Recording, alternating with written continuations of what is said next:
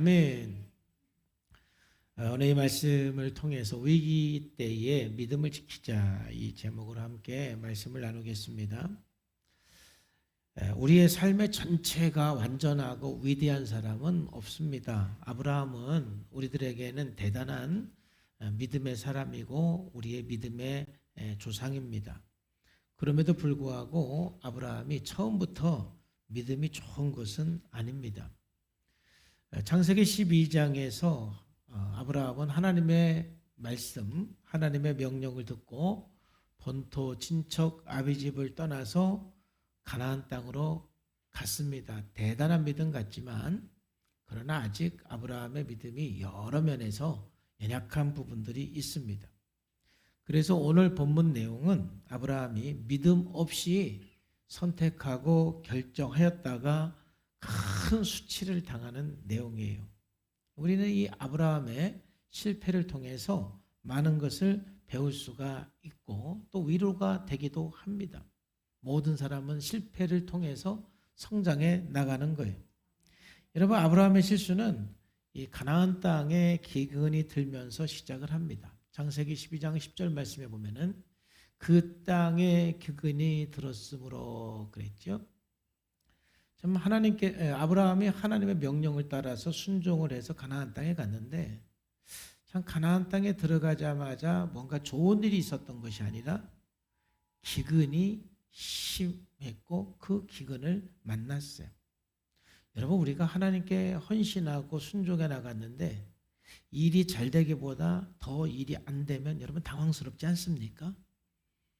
오히려 내가 하나님께 기도하지 않고 하나님께 순종하지 않았을 때는 별일이 없었는데 내가 이제 하나님께 순종하려고 마음 먹고 하나님 말씀 따라 갔는데 오히려 일이 더 안 되면 상당히 당황스럽죠.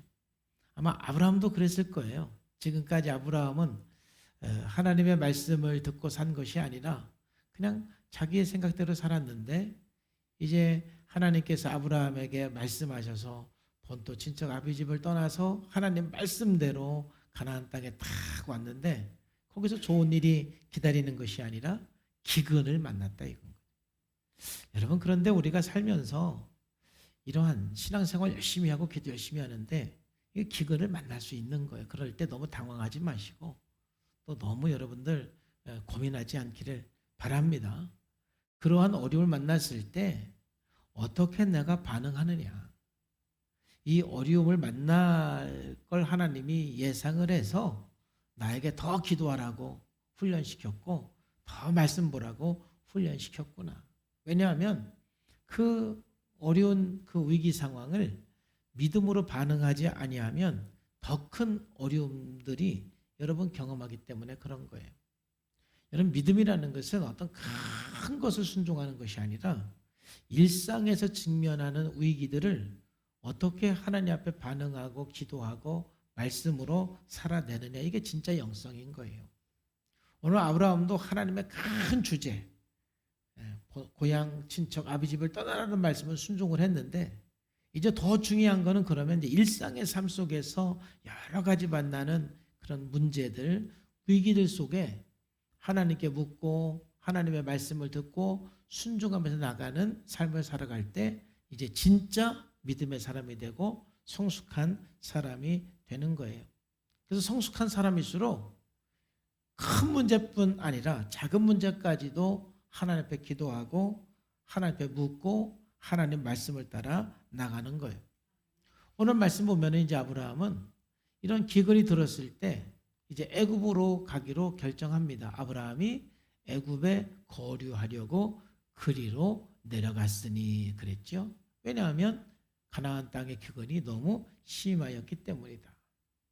그런데 안타까운 것은 그렇게 하나님 말씀에 크게 순종했던 아브라함이 그 가나안 땅에서 애굽으로 내려갈 때는 하나님 앞에 예배했다, 하나님 앞에 기도했다, 하나님께 물었다, 하나님의 뜻을 구했다, 이러한 게 하나도 없습니다. 그냥 자기 생각대로, 그냥 자기가 결정한 대로 가나안 땅에서 애굽 땅으로 가는 겁니다. 자, 여기서 우리가 첫 번째 배울 수 있는 것은 뭐냐면은 이 믿음의 때에, 위기의 때에 믿음으로 살지 않으면 이 문제가 더 커질 수 있다는 것을 우리는 좀 항상 기억을 하고 살았으면 좋겠습니다. 위기의 때일수록 더 기도하고, 위기의 때일수록 하나님 앞에 더 나오고, 위기의 때일수록 하나님의 뜻을 구해야 됩니다. 우리 모든 사람은 문제 연속이죠.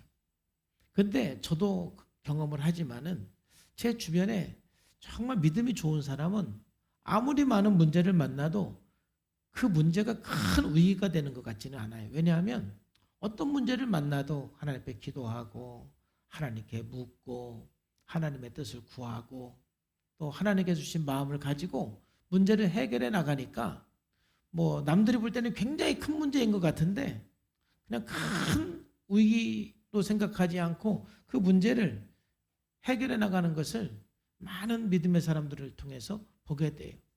그게 믿음이 성숙한 사람이에요.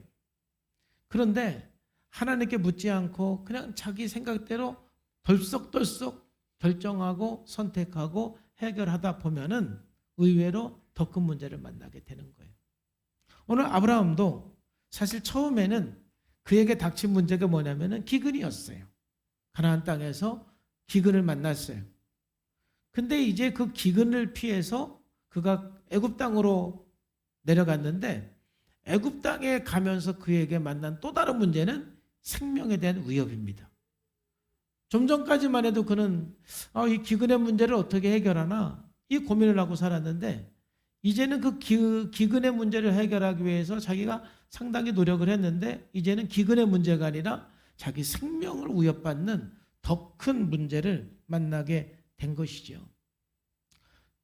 그 이유는 다른 데 있었던 것이 아니라 아브라함의 아내 사레가 너무 이뻐서 그랬어요. 부인이 이쁜 게 문제가 될 때가 있다 이 말이죠. 그가 애굽에 가까이 이르렀을 때에 그의 아내 사라에게 말하되 내가 알기에는 그대는 너무 아리따다. 참. 그래서 이 아브라함은 걱정하기 시작하는 거예요. 당신이 너무 이뻐서 내가 죽을 것 같아. 여러분 참 이 정도가 안 되는 게 감사하죠.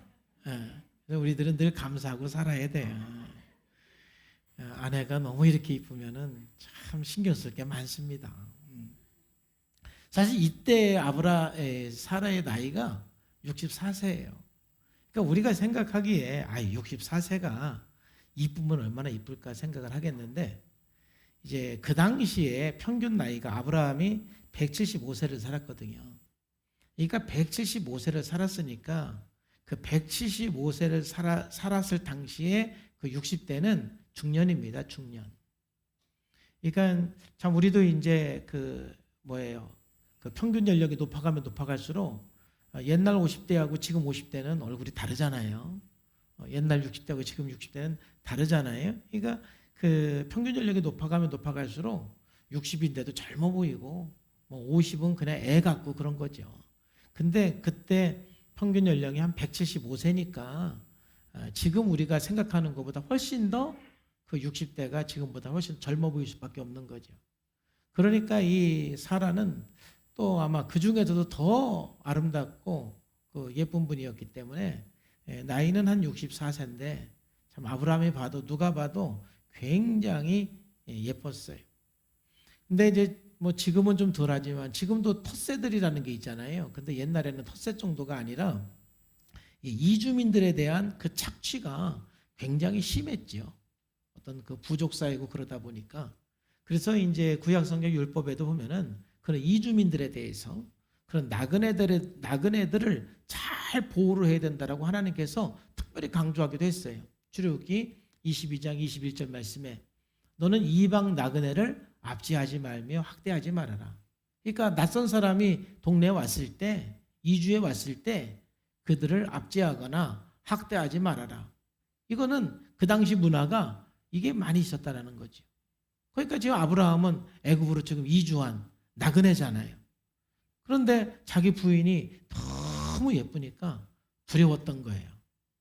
이제 내 아내가 예쁘니까 나를 죽이고 내 아내를 빼앗아갈 것 같다. 이런 생각을 한 것이죠. 자, 그래서 그때 이제 아브라함이 생각해 된 게 또 뭐냐? 이제는 아브라함이 아내에게 부탁을 합니다. 이제 우리 부부라고 하지 말고 우리 누이라고 그러자. 누이라고 그러자. 물론 아브라함과 사라가 누이 관계가 맞습니다. 그 당시는 이제 인구가 아직 많지 않았기 때문에 친족끼리 결혼을 했거든요. 자, 그런데 촌수로 누이인 거는 맞지만 결혼을 했으면 이제 누이입니까? 부부입니까? 당연히 부부지. 근데 이 아브라함이 우리 부부라고 하지 말고 누이라고 하자. 이렇게 이제 사라에게 부탁을 하는 것이죠. 저는 이 대목에서 너무 아쉬운 거예요. 저도 살다 보면 하나님께 묻지 않고 덜썩 뭔가 이렇게 할 때가 있어요.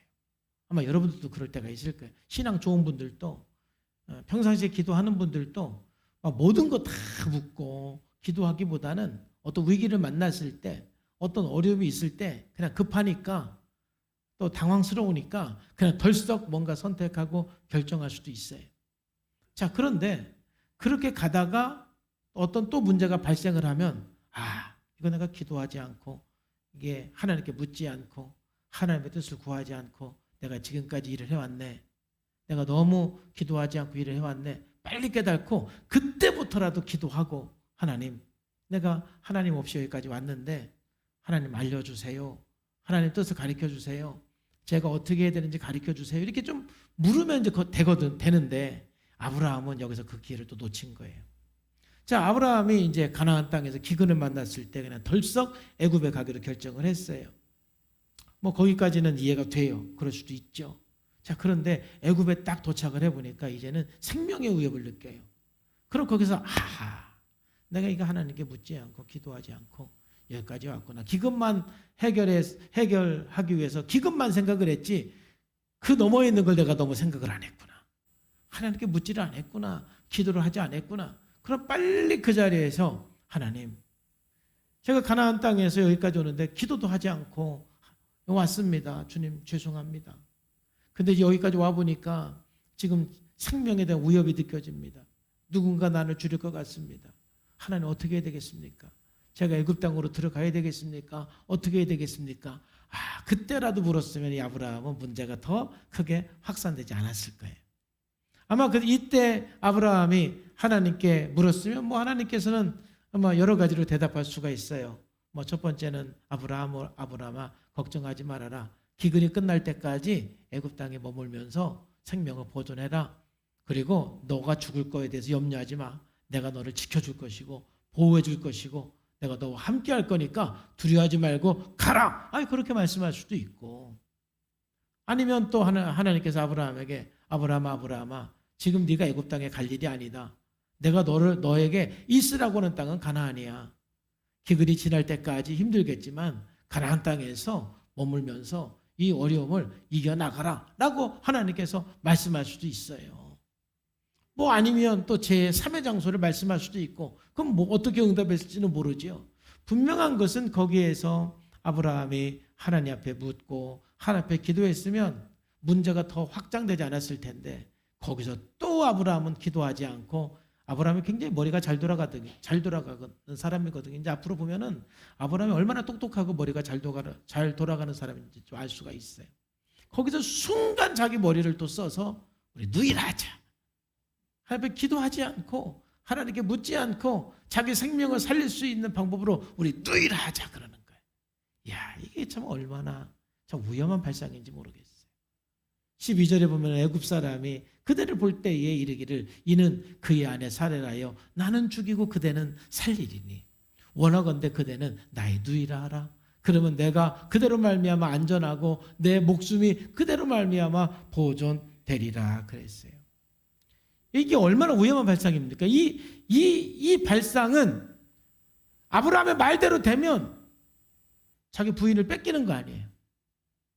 대신 아브라함의 목숨은 살지만, 자기는 살지만 부인 뺏기는 거 아니에요. 이대로 되면. 그러니까 이건 굉장히 위험한 발상인 거예요. 그러나 아브라함이 애굽에 가야 된다라는 어떤 그 생각이 너무 강하기 때문에 자기는 살아야 되겠고 가서 죽지는 말아야 되겠고, 그러니까 이런 위험한 발상으로 자기 아내에게 요청을 하게 되는 것이죠.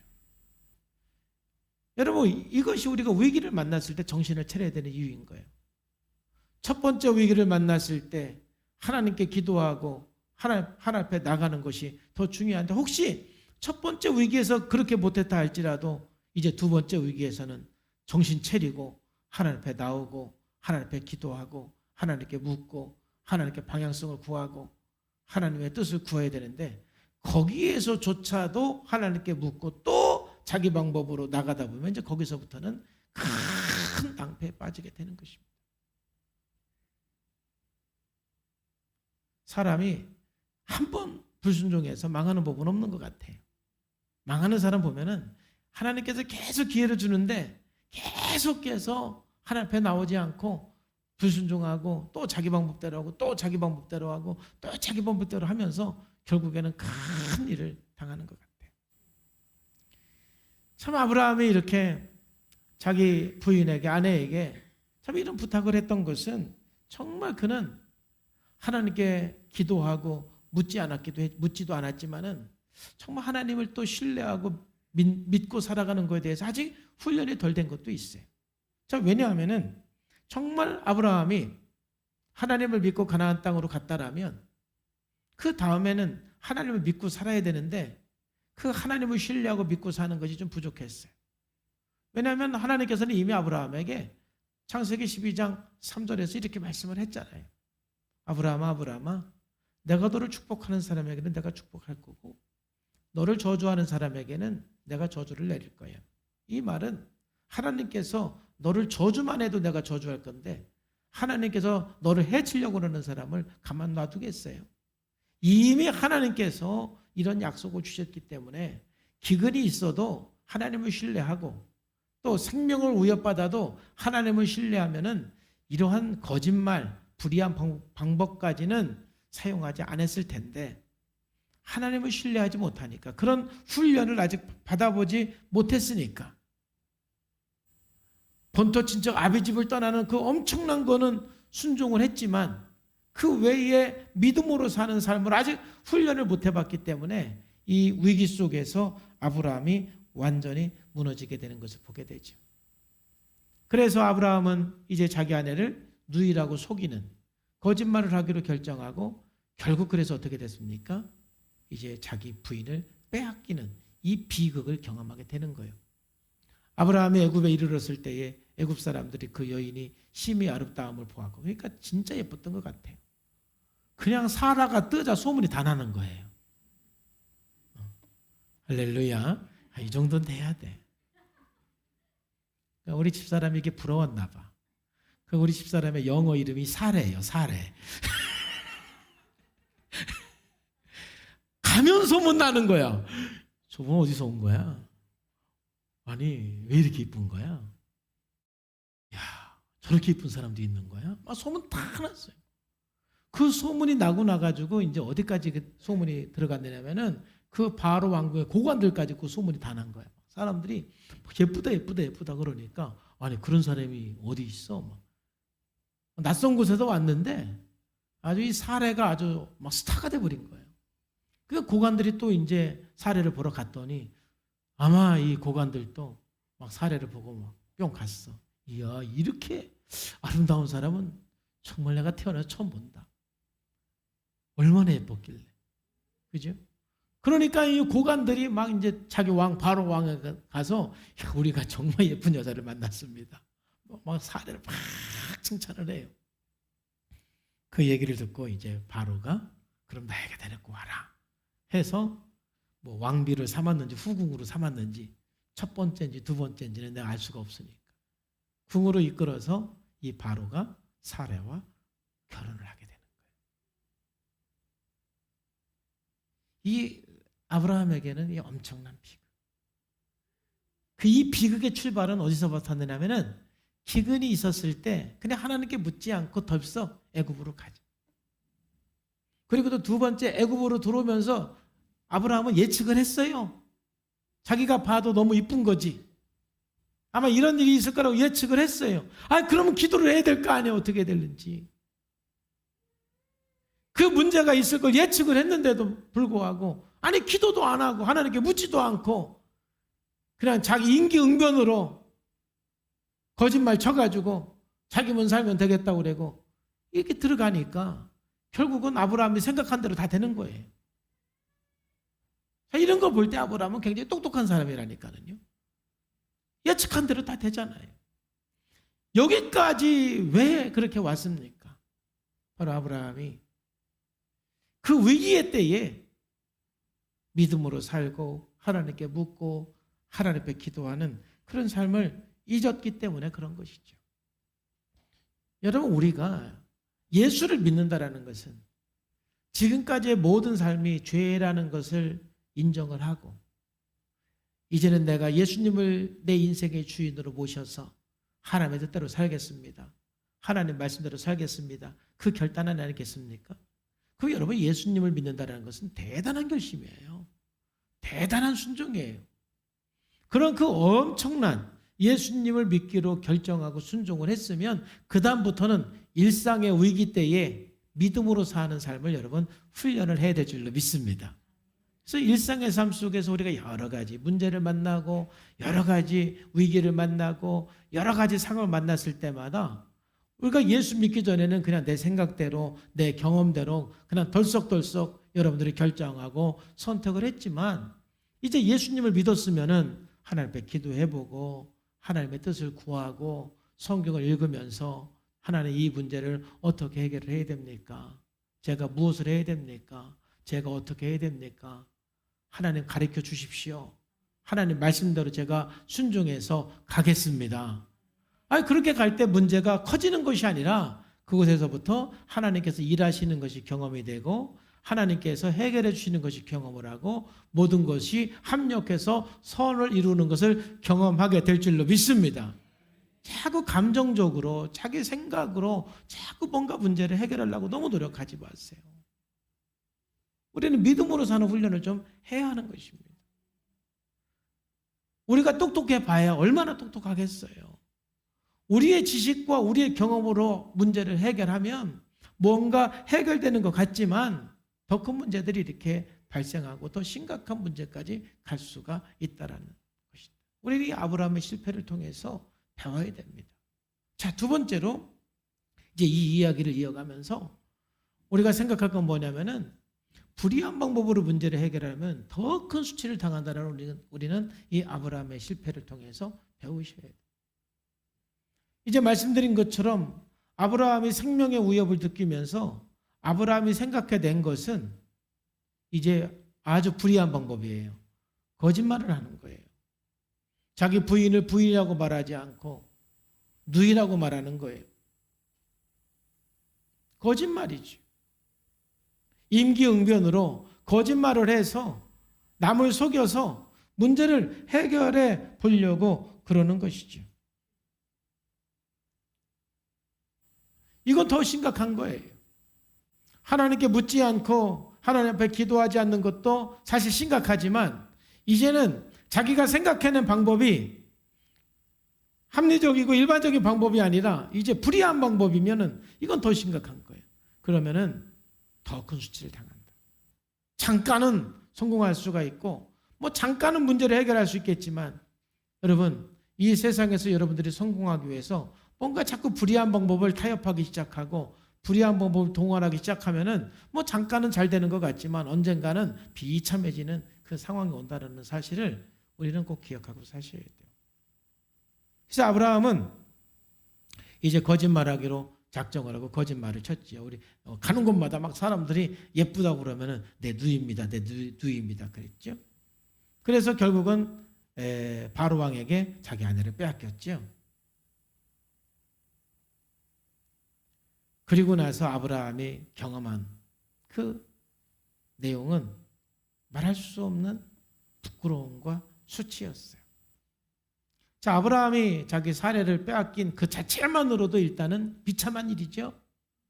굉장히 그 고통스러운 일이죠. 자, 그런데 하나님께서 이제 바로 왕에게 재앙을 내리셨어요. 뭐 어떤 재앙을 내렸는지는 모르겠어요. 너무 예뻐서 이제 사라와 결혼을 했지요. 아브라함의 누이인 줄 알고. 근데 결혼을 하고 났는데 하나님께서 큰 재앙을 내린 거죠. 적어도 이 바로는 그 재앙이 결혼 때문에 생겼다는 것은 알고 있는 거예요.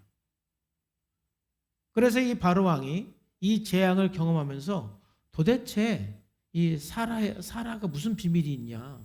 내가 아무 문제가 없는데 왜 이 결혼하고 나서 이런 문제들이 발생하기 시작하냐? 아마 꿈에도 하나님께서 말씀하고 뭐 그랬는지도 몰라요. 그래서 그 이제 이 바로 왕은 상세하게 도대체 이 사례가 어떤 사연이 있는지 조사를 하게 했겠죠. 이제 쭉 이제 조사를 했더니 이 사례가 아브라함의 누이가 아니라 아브라함의 아내라는 것이 이제 알려졌습니다. 그걸 알고 나서 바로 왕이 굉장히 화도 났고 기가 막혔죠. 그래서 이제 아브라함을 불렀습니다. 아브라함은 정말 하나님의 사람이 아브라함, 예수님의 조상인 이 아브라함, 축복의 시작이 되고 복의 근원이 된 이 아브라함이 이 비참하게 바로 왕에게 야단맞기 위해서 불려가는 거예요. 그리고 18절에서 19절까지 보면은 어찌하여가 3번 나와. 3번. 그래서 바로가 아브라함을 불러서 이르되 내가 어찌하여 나에게 이렇게 행했냐? 왜 속였냐? 무엇 때문에 속였냐? 어찌하여 아내라고 내게 말하지 아니했느냐? 왜 아내라고 말하지 아니했느냐? 그렇게 비겁하게 살았냐? 내가 죽일까 봐 그렇게 했냐? 왜 아내라고 말하지 않았느냐? 어찌해서 그랬느냐? 나 아무 영문도 모르고 결혼했다가 내가 이렇게 지금 재앙을 받고 있다. 참 이렇게 야단맞았을 때 이 아브라함이 얼마나 비참했겠어요. 얼마나 수치스러웠겠어요. 이런 불의한 방법으로 일을 처리하면 더 큰 수치를 당하는 거예요. 그리고 나서 이제 아브라함은 바로 왕에게 벌을 받습니다. 굉장히 큰 벌을 받아야 마땅한데 하나님께서 함께 해가지고 큰 벌을 받지 않고 뭐 큰 벌이죠. 추방당했습니다. 추방. 19절에 내가 어찌, 어찌가 또 나오잖아요. 어찌 그를 두이라 하여 내가 그를 데려다가 아내를 삼게 했느냐. 바로가 아내를 삼았단 말이죠. 내 아내가 여기 있으니 이제 데려가라. 바로가 사람들에게 그의 일을 명함에 그들이 그와 함께 그의 아내와 그의 모든 수요를 보내었더라 그랬는데, 그래서 보내었다 이 말은 뭐냐면 추방했다는 뜻이에요. 아브라함은 애굽에서 추방당했어요. 이게 얼마나 수치스러운 일이에요. 이 추방당할 걸 왜 갑니까? 그 기간 동안에 좀 거기서 좀 살아보려고 그랬는데 거짓말 치고 부인 뺏겼다가 추방당했다 이 말이죠. 결국 우리가 살면서 뭔가 우리가 성공하기 위해서, 잘 되기 위해서 불의한 방법으로 타협을 하기 시작을 하면은 마침내 더 큰 수치를 당한다라는 것을 기억할 필요가 있는 거예요. 많은 사람들이 불의한 방법으로 돈을 벌려고 그러고 불의한 방법으로 성공하려고 하는 이유는 어떤 믿음이 있기 때문에 그러냐면은 성공하려면 불의한 방법으로 해야 성공할 수 있다라는 믿음이 있는 거예요. 성경대로 살면 성공할 수 없다. 성경대로 살면 돈을 벌 수 없다. 이 믿음이 있기 때문에 자꾸 불의한 방법을 활용하는 거예요. 성경대로 살면은 성공할 수 없다라는 믿음을 갖고 살면 아멘. 근데 가끔 그렇게 말씀하시는 분들이 있어요. 이제 개인적으로 얘기를 할 때는 속마음을 얘기하잖아요.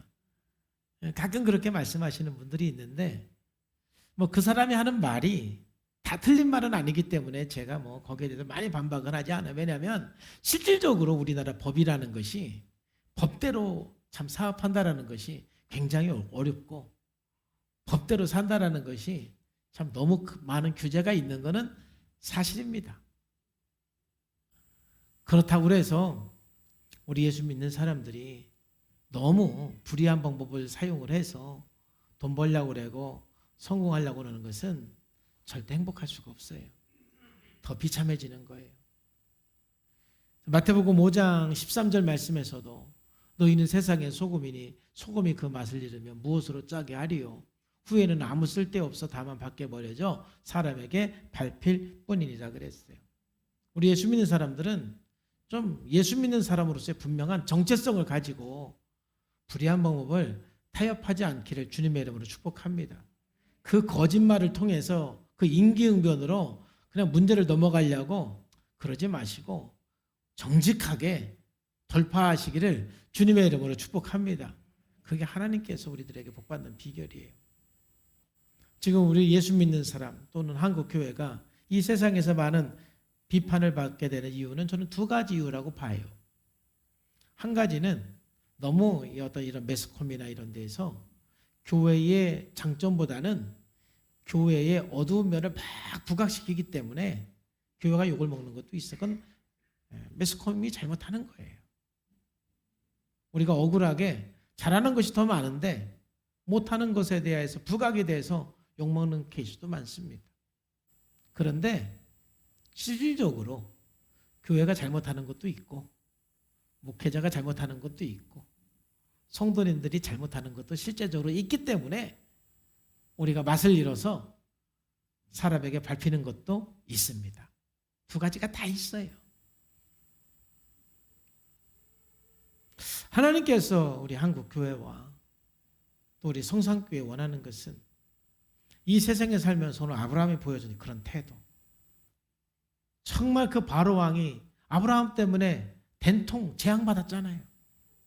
축복의 근원이 돼야 되는데 아브라함 때문에 축복의 통로가 된 것이 아니라 아브라함이 재앙의 통로가 됐어요. 그러니까 우리 그리스도인들이 그렇게 거짓으로 살고 하나님을 떠나 살고 그래 임기응변으로 불의한 방법으로 뭔가 이렇게 성공하고 돈을 벌려고 그러면은 우리 그리스도인들은 축복의 통로가 아니라 재앙의 통로가 된다 이 말이지. 그러니까 우리가 회복 프로그램을 하는 이유 중에 하나는 부모는 자녀들에게 축복의 통로가 돼야 되는데 열심히 부모 역할을 한다고 했지만 그 부모가 자녀들에게 뭔가 쓴뿌리의 통로가 되고 재앙의 통로가 되는 그런 영역이 얼마나 많습니까? 그걸 정확하게 알고 이제는 좀 축복의 통로가 돼야 되겠다. 그러기 위해서 우리가 불의한 방법을 버리고 거짓을 버리고 하나님의 방법으로 하나님의 뜻대로 우리가 선택할 필요가 있는 것이죠. 그렇지 않으면 우리는 맛을 잃고 사람들에게 밟히는 존재가 되고 축복의 통로가 아닌 오히려 재앙의 통로가 된다. 그래서 갈라디아서 6장 7절 말씀에서도 9절 말씀에서도 스스로 속이지 말아라. 여러분들이 여러분 자신을 속이고 이웃을 속일 수는 있지만 하나님은 속일 수가 없다라는 거예요. 그래서 말씀하시는 게 뭐예요? 사람이 무엇으로 심든지 그대로 거둔다. 우리가 심은 대로 거두는 거예요. 거짓을 심으면 수치를 거두는 거예요. 불의한 방법을 심으면 비참함을 거두는 거예요. 계속해서 그렇게 거짓과 불의한 방법으로 문제를 해결해 가려고 그러면은 여러분 더 비참해지고 수치가 오는 거죠. 잠시 잠깐의 성공, 잠시 잠깐 잘 되는 것을 위해서 더 소중한 것을 잃어버리게 되는 거예요. 그래서 오늘 아브라함의 이 실패를 통해서 정말 우리가 아무리 위험하고 아무리 큰 위기를 알지라도 여러분 불의한 방법은 타협하지 않기를 주님의 이름으로 축복합니다. 그게 우리가 사는 길이에요. 마지막으로 이제 오늘 이야기를 이제 끝내면 마지막 우리가 생각할 것은 뭐냐면은 하나님의 은혜로 주시는 복을 하나님께서 우리들에게 전적으로 은혜를 주시는 복들이 있어요. 그 복을 우리는 오해하지 말고 회개하기를 주의 이름으로 축복합니다. 자, 이게 무슨 말이냐면은 우리가 결과가 좋다고 해서 과정까지 다 합리화시킬 수는 없는 거예요. 오늘 성경 마지막 보면은 그래도 감사한 거는 해피엔딩으로 끝나요. 아브라함은 자기 아내를 다시 찾습니다. 그리고 아브라함은 이 일로 인해서 굉장히 부자가 됐어요. 추방은 당했지만 부자가 됐고 자기 부인을 찾았어요. 결과적으로는 아브라함이 하나님의 복을 받았어요. 그렇다고 해서 아브라함이 한 모든 행동들이 합리화될 수는 없는 거예요. 정당화될 수는 없는 거예요. 여전히 우리가 죄 가운데 있지만 그래도 하나님께서 긍휼히 여겨주셔서 은혜를 주시고 복을 베풀어 주시면 내가 죄인임에도 불구하고 내가 죄 가운데 있음에도 불구하고 이렇게 은혜를 베풀어 주시는 하나님 앞에 감사하고 더 회개하고 더 하나님 앞에 나가야지. 이 정도로 해도 괜찮네. 이게 오해하는 거다 이 말이에요. 이해가 되시면 아멘 합시다. 거기서 여러분 착각하시면 안 돼요. 자, 아브라함 복 받은 얘기를 봅시다. 아브라함이 그래도 부자 됐어요. 자기 부인 때문에. 이에 바로가 그로 말미암아 아브라함을 후대함으로 아브라함이 양과 소와 노비와 암수 나귀와 닭탈을 얻었다. 여러분 중동 지역이 그렇지만 그 당시에 어떤 풍습이었냐면은 아내를 얻으면 그 아내의 그 가족 그 친정에 그 장모 장인 그 댁에 이 아내에 대한 지참금을 주잖아요. 그러니까 아브라함은 오빠로서 지참금 받았어요. 오빠잖아. 그래서 자기 사례를 누굽니까? 바로에게 보내고 지참금을 어마어마하게 받았습니다. 그러니까는 이제 사례가 되게 이뻤다는 뜻이지. 왜냐하면 이제 얼굴이 어느 정도에 따라서 지참금이 달라지거든요. 그래서 이제 그냥 일반적이다 그러면 양과 소만 주는 거예요. 근데 조금 더 괜찮다 그러면 노비까지도 주고, 조금 더 괜찮다 그러면 나귀도 주고, 더 괜찮다 그러면 낙타까지도 주는데, 사례가 얼마나 건강하고 얼마나 예뻤는지 이 오빠가 지참금을 이렇게 많이 받았어요. 그래서 바로가 아브라함을 후대해서 아브라함이 양과 소와 노비와 암수 나귀와 낙타를 얻었다. 이거 받고 아브라함이 기분 좋았겠어요? 자기 부인 팔아가지고 자기 부인 빼앗기고 참 지참금으로 이걸 받아가지고 뭘 행복했겠어요? 그런데 어쨌든 간에 이 일로 인해서 아브라함이 부자가 됐어. 그리고 이제 감사한 거는 아브라함이 자기 아내를 다시 찾아왔어. 하나님께서 그냥 재앙 내려주셔가지고 19절에 보면은 내가 어찌 그를 누이라 하며 내가 그를 데려다가 아내를 삼게 하였느냐. 이제 내 아내가 여기 있으니까 데려가라 하고 사례를 아브라함에게 다시 돌려줬어요.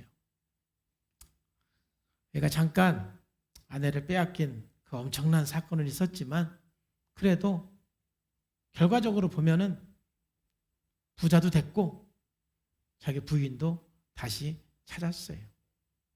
이건 전적인 하나님의 은혜죠. 결과가 좋다고 그래가지고 그래도 결과가 마지막에 선하게 이루어졌다고 그래서 아브라함이 한 모든 행동이 정당화되면 안 되는 거예요. 우리가 가끔 신앙생활하면서 그럴 때가 있습니다. 일만 잘 되면 과정을 다 정당화시키는 거죠. 예를 들면은 우리 학생들이 교회 생활 안 하고 좋은 대학만 가면 그럼 하나님 앞에 그 신앙생활 안 하는 것이 정당화가 됩니까? 여러분들이 사업을 열심히 해갖고 돈 많이 벌어갖고 헌금만 많이 하면은 그 사업의 그 과정 속에서 뭐 어떤 짓을 해도 그게 하나님 앞에 정당화가 되는 겁니까? 가끔 우리들은 그 결과만 가지고서 그 과정을 정당화시키고 그 과정을 합리화할 수도 있는 거죠. 그냥 하나님께서 불쌍히 여기셔서 그냥 은혜 주시고 복을 주셨는데 이 정도 죄 지어도 괜찮구나. 그게 착각인 겁니다. 그래서 여러분, 일이 잘 될 때 여러분들이 그냥 잘 살고 있다라고 착각하지 마시고 오해하지 마시고 그럼에도 불구하고 하나님께서 나에게 은혜 주시는 것을 바라보면서 거기에서 하나님 앞에 더 바로 서고 더 예배하고 더 기도하고 더 회개하고 더 하나님 앞에 가까이 나가는 여러분의 삶이 되기를 주님의 이름으로 축복합니다. 여러분, 아브라함이 이렇게 그래도 마지막 결과가 좋은 이유가 뭐이겠어요? 뭐 아브라함이 뭐 잘해서 그랬습니까? 오늘 성경 말씀에 보면은 17절에도 보면은 하나님께서 사례를 생각을 해가지고 아브라함에게 그래도 사례를 돌려준 거예요. 여호와께서 아브라함의 아내 사레의 일로 바로와 그 집의 큰 재앙을 사레의 일로 사례를 긍휼히 여겨주시고 불쌍히 여겨주신 거예요. 지금 여러분들이 잘 되고 있으면 여러분들이 뭔가 죄를 짓고 있으면서도 잘 되고 있으면 여러분 아내가 기도 많이 해서 그런 줄 아시고 회개하시기를 바랍니다. 또 아니면 여러분 부모님이 기도 많이 해가지고 그냥 잘 되는 걸로 알고 빨리 회개하고 돌아오시기를 바랍니다. 잘 되고 있으니까 뭐 이 정도는 괜찮은가 봐. 아브라함이 결과가 좋은 거는 사례 때문에 그런 거예요. 여러분들이 그냥 지금 이 정도 살고 있는 거는 누군가가 여러분들을 위해서 기도해 주기 때문에 그런 것이지 여러분들이 다 잘해서 그런 건 아니다 이 말이죠. 그래서 겸손할 필요가 있는 거예요. 저도 이만큼 사역을 하는 것은 저희 형제들, 저희 누님들, 또 저희 부모님이 기도로 쌓아놓고 또 우리 성도님들이 중보할 때마다 막 저를 위해서 그렇게 눈물로 기도하니까 제가 부족한 게 있고 연약한 게 있어도 이만큼 사역을 하는 것이지 하나님께서 불쌍히 여겨주셔가지고 사역의 열매가 있게 하는 것이지 뭐 제가 의로워서 제가 흠이 없어서 제 사역에 하나님께서 꼭 복을 주시는 건 아니다 이 말이죠. 좀 겸손할 필요가 있어요. 왜냐하면 사람이 뭔가 좀 잘 될 때 자기 삶이 그냥 다 완전한 줄 알아요. 그럴 때 착각하지 말고 회개하고 더 하나님 앞에 나와야 돼요. 또 하나님께서 아브라함에게 마지막에 이렇게 잘 되게 해주신 것, 복을 주신 것은 하나님의 언약 때문에 그래요. 왜냐하면 하나님께서 아브라함에게 네 씨로 말미암아 천하 만민이 복을 받을 것이라고 언약하셨거든요. 그러면 그 언약이 무슨 언약입니까? 너희 후손을 통해서 메시아가 이 땅에 태어날 것이다. 예수 그리스도가 이 땅에 오실 것이다 라는 언약을 주셨어요. 그 언약을 이루기 위해서 하나님께서 아브라함에게 복 주시는 거예요. 언약 때문에. 내가 잘못했음에도 불구하고 하나님의 약속 때문에 하나님의 언약 때문에 복을 줄 수 있는 거거든요. 여러분 잘 나갈 때 더 하나님 앞에 회개하고 하나님 앞에 나오시기를 주님의 이름으로 축복합니다. 그때 착각하시면 안 돼요. 내가 잘 살고 있다고. 지금 아무 문제가 없다고 지금 여러분들이 착각하면 안 돼요. 누군가가 기도해 주니까 아무 문제가 없는 거예요. 하나님의 언약 때문에 아무 문제가 없는 거다 이 말이에요.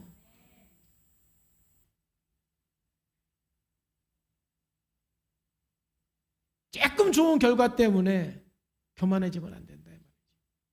참 그래도 감사한 것은 아브라함이 이 실패를 경험을 해서 굉장히 많은 걸 깨달았어요.